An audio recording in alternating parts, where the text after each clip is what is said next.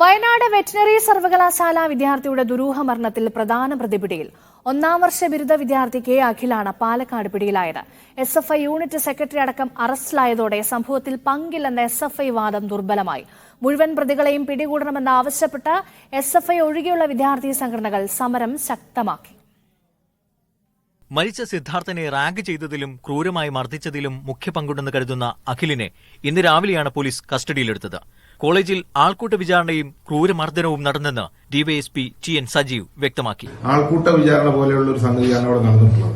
ഇന്ന് പിടിയിലിരിക്കുന്ന ഒരാളെ പാലക്കാട് നീലാത്തൊരു പ്രതിയെ കസ്റ്റഡിയിൽ എടുത്തിട്ടുണ്ട്. അയാളെ അറസ്റ്റ് ചെയ്യാനായിട്ട് അയാളെ ചോദ്യം ചെയ്തുകൊണ്ടിരിക്കുന്നേ ഉള്ളൂ. അയാൾ ഇതിനകത്ത് നേരിട്ട് പങ്കെടുത്തിട്ടുള്ള ഒരാൾ ആണെന്നാണ് നമുക്ക് കിട്ടിയ വിവരം. അതിനെപ്പറ്റി കൂടുതൽ വിവരങ്ങൾ മനസ്സിലാക്കുന്നേ ഉള്ളൂ. ഇനിയും 11 നമ്മള് ലിസ്റ്റിൽ ഉൾപ്പെട്ട ഒരു 11 പ്രതികളെയാണ് ഇനിയും കിട്ടാനുള്ളത്.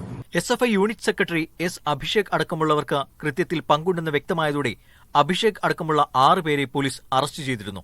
കേസിൽ പ്രതികളായതിനെ തുടർന്ന് ഒളിവിൽ കഴിയുന്ന 11 പേരും എസ്എഫ്ഐ ഭാരവാഹികളോ പ്രവർത്തകരോ ആണ്. എന്നാൽ തങ്ങൾക്ക് പങ്കില്ലെന്ന നിലപാടിലാണ് എസ്എഫ്ഐ. റിപ്പോർട്ടിനകത്തുണ്ടായിരുന്ന 12 ആളുകളിൽ 4 പേർ സജീവ എസ്എഫ്ഐ പ്രവർത്തകരാണ്. ക്യാമ്പസിനകത്ത് എസ്എഫ്ഐയുടെ ലീഡർഷിപ്പിനകത്ത് അടക്കം ഉണ്ടായിട്ടുള്ള ആളുകളായിരുന്നു. ആ 4 പേരെയും പുറത്താക്കിക്കൊണ്ട് ഒരു നിലക്കും അത് ആവർത്തിക്കാൻ വേണ്ടി പാടില്ല. ശക്തമായിട്ടുള്ള നടപടി അതിനകത്ത് ഉൾപ്പെട്ടിട്ടുള്ള മുഴുവൻ ആളുകൾക്കെതിരെയും ഉണ്ടാകണമെന്നുള്ള നിലപാട് ഞങ്ങൾ ആ ഘട്ടത്തിൽ തന്നെ സ്വീകരിച്ചിട്ടുണ്ട്.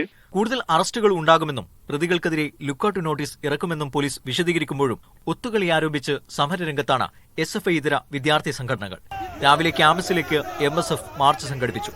3 മണിയോടെ ABVPയും മാർച്ച് പ്രഖ്യാപിച്ചിട്ടുണ്ട്.